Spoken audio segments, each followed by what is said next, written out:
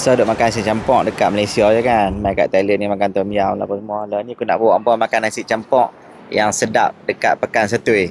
Jom kita tengok kedai ni. Duduk kat sini, anak saya keletihan. Tempat duduk dia banyak menggunakan kayu-kayu kan. Cantik. Tu guna kayu solid oh. Oh, ramai orang makan kat sini. Jom kita tengok lauk-lauk dia. Oh, banyak lauk. Tapi kami main terlewat sikit ni. Dah nak habis dah lauk. Kak boleh cakap Melayu kah? Boleh cakap Melayu? Medai. Cakap Melayu. Bayar duit dulu. Bayar duit dulu? Okey. Tu tengok dia ada masak cabai, ada sup, gulai, kengsom. Kengsom ni sup. Kak boleh cakap Melayu? Pun boleh? Medai? Oh, put tai nit noi lah. Pai ni kok Langkawi. Langkawi. Okey. Nak yang ni kak? Masaman ayam. Ayam. Labung nak tak? Tak payah ni. Ni dah ada kengsom dah.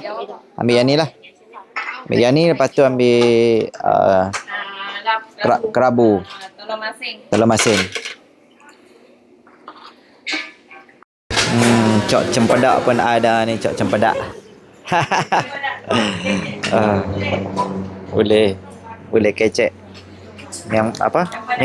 Miangkam. Okey, kita ada makanan-makanan sudah sampai. Ni dia punya kengsom dengan ni gulai. Sini kena kipas je noh. Ada kipas sini. Kalau hampa makan kat sini, hampa boleh pilih lauk. Ulam ni dia bagi free je. Ulam banyak, ulam dia. Wah, ni yang best ni. Telur dadah, terima kasih. Telur dadah sampai. Okey, ini kita makan nasi campur yang sedap di Pekan Setui. Bukan tengah-tengah pekan lah. Kalau hampa nak tahu tempat mana, hampa kena PM aku lah. Sebab untuk aku bagi location. Sebab tulisan dia tulisan Thai. Okay guys, so kita makan nasi campur kat sini. Nasi campur sini dia punya sambal dia pun lain. Sambal dia lain tu, ulam-ulaman banyak dengan ni apa semua.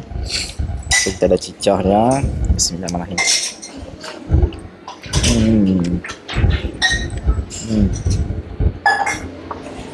Rasa dia punya ni gulai dia.